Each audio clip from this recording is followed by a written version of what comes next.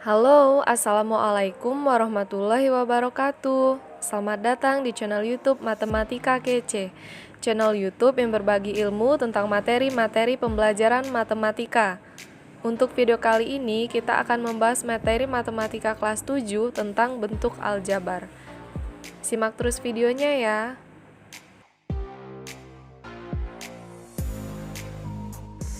Jadi dalam materi bentuk aljabar ini ada beberapa hal yang akan kita pelajari.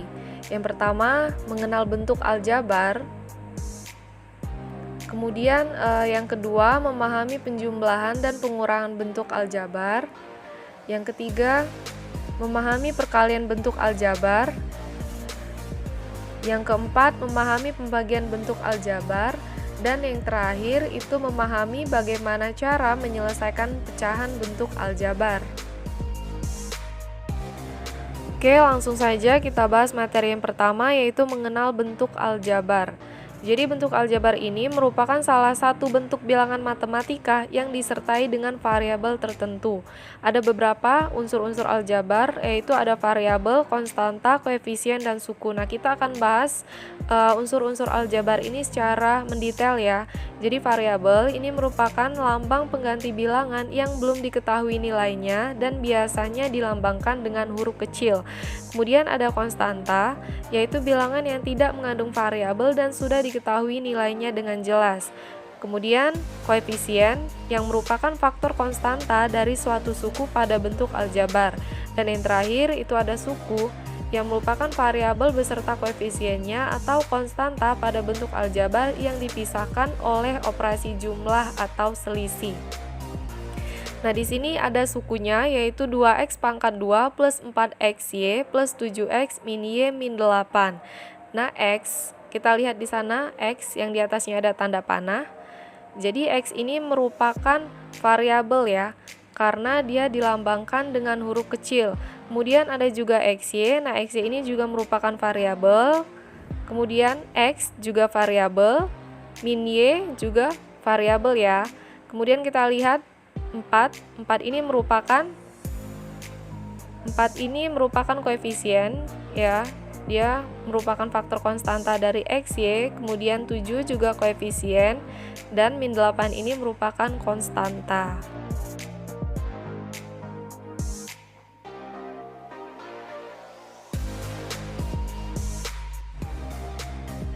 Selanjutnya, masih terkait dengan pembahasan mengenal suku aljabar. Jadi berdasarkan jumlah sukunya, bentuk aljabar itu dibagi menjadi 4 jenis, yaitu yang pertama suku 1. Jadi suku 1 ini merupakan suatu bentuk aljabar yang tidak dihubungkan oleh operasi jumlah atau selisih. Contohnya 3x, kemudian 4a pangkat 2 dan min 2ab. Kemudian ada suku 2. Suku 2 ini merupakan suatu bentuk aljabar yang dihubungkan oleh satu operasi jumlah atau selisih.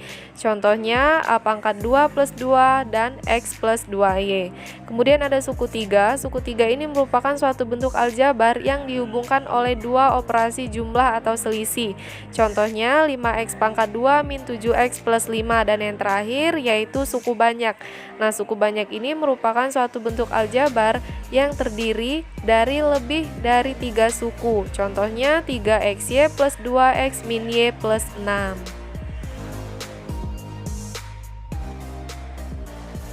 Kemudian, dalam pembahasan mengenal suku aljabar ini ada juga yang namanya suku-suku sejenis. Nah, suku-suku sejenis ini merupakan suku yang memiliki variabel dan pangkat yang sama. Contohnya itu ada min 2xy dan 4xy, kemudian 5x pangkat 2 dan min 3x pangkat 2. Kita lihat kan variabelnya sama, x pangkat 2 dan x pangkat 2. Kemudian selanjutnya ada juga yang namanya suku-suku tak sejenis. Nah, suku-suku tak sejenis ini merupakan suku yang memiliki variabel dan pangkat dari masing-masing variabel yang tidak sama.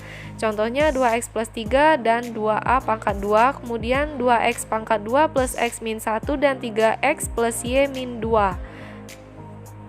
Kemudian masuk ke pembahasan yang kedua, yakni memahami penjumlahan dan pengurangan aljabar.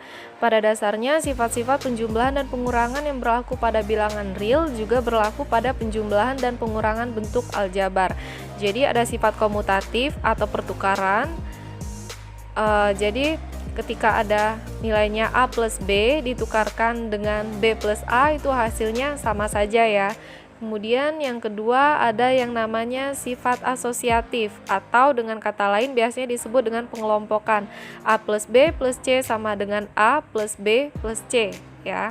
Selanjutnya yang terakhir ada juga sifat distributif atau yang sering disebut dengan penyebaran ya. Jadi A dikali B plus C sama dengan AB plus AC.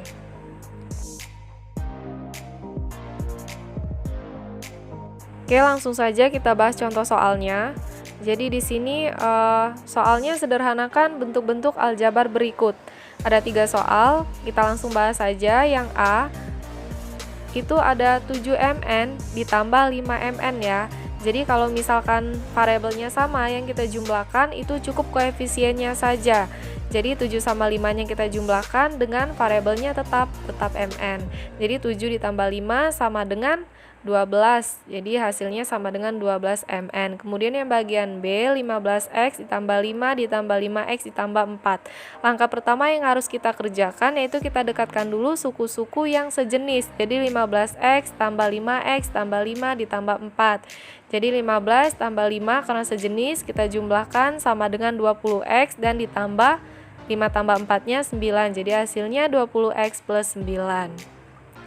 Selanjutnya yang bagian C yaitu 2A plus 3A pangkat 2 min 3B plus 5A pangkat 2 min 8 sama. Langkah pertama yang harus kita kerjakan yaitu dengan mendekatkan suku-suku yang sejenisnya terlebih dahulu. Sudah selesai, kemudian baru kita jumlahkan nih. Jadi 3 ditambah 5 sama dengan 8, jadi 8A pangkat 2 plus 2A min 3B min 8.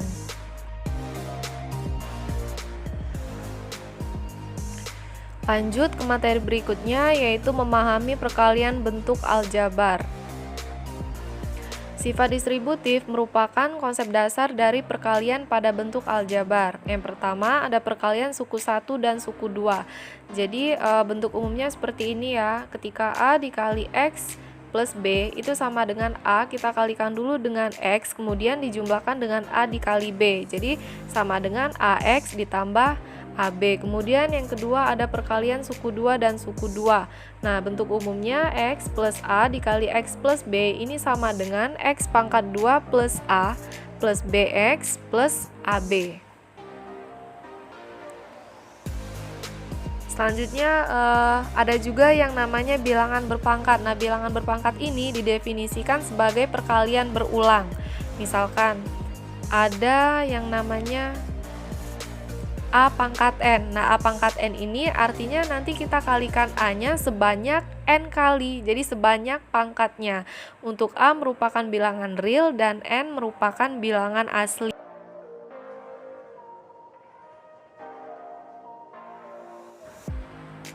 Next, kita bahas contoh soal mengenai perkalian dan perpangkatan bentuk aljabar. Jadi di sini ada 3 soal dan kita akan bahas 3 soal ini satu persatu.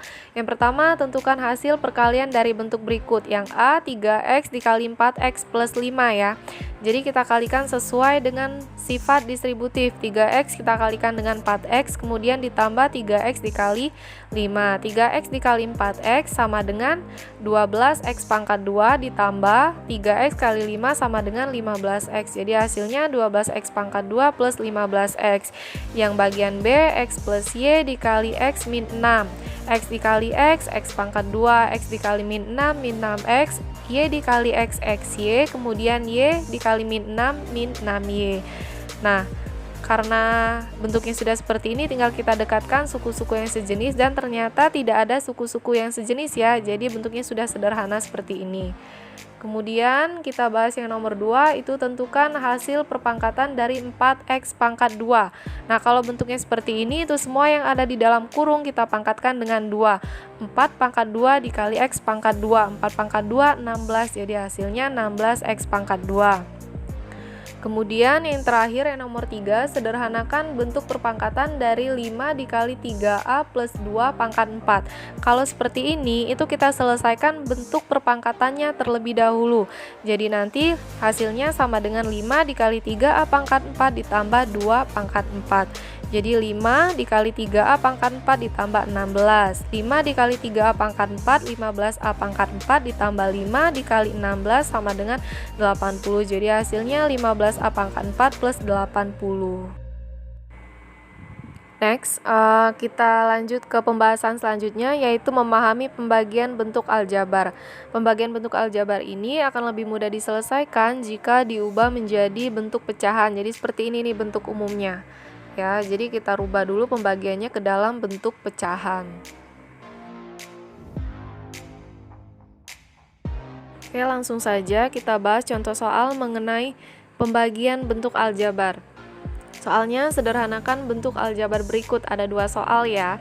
Jadi yang A itu 7XY dibagi 3X. Jadi langkah pertama itu kita ubah dulu pembagiannya ke dalam bentuk pecahan seperti ini. Kemudian kita keluarkan faktor X-nya karena penyebut dan pembilangnya sama-sama mengandung X. Bisa kita coret, jadi hasilnya sama dengan 7/3Y ya. Kemudian yang bagian B sama, yang bagian B ini kita ubah dulu ke dalam bentuk pecahan. Kemudian kita sederhanakan. P pangkat 2 dikali P sama dengan P pangkat 3 Q dikali Q pangkat 2. Jadi P pangkat 3 per Q pangkat 2 per P pangkat 2 Q pangkat 2. Karena sama-sama mengandung P pangkat 2 Q pangkat 2, bisa kita coret kan. Jadi hasilnya sama dengan P ya. Nih.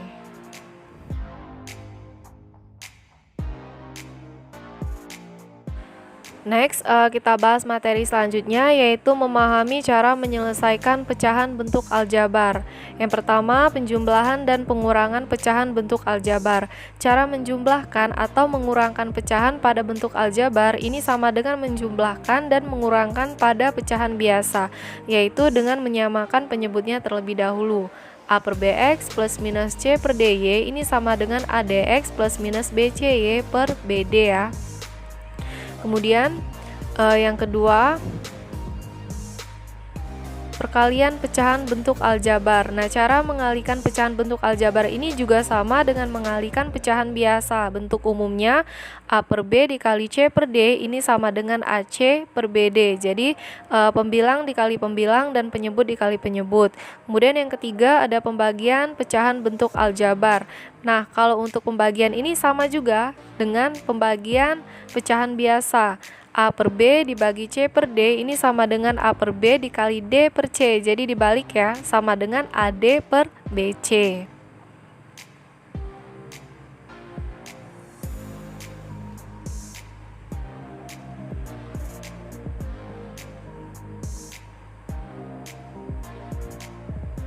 Kemudian yang terakhir ada perpangkatan pecahan bentuk aljabar. Jadi sama seperti pecahan bentuk biasa.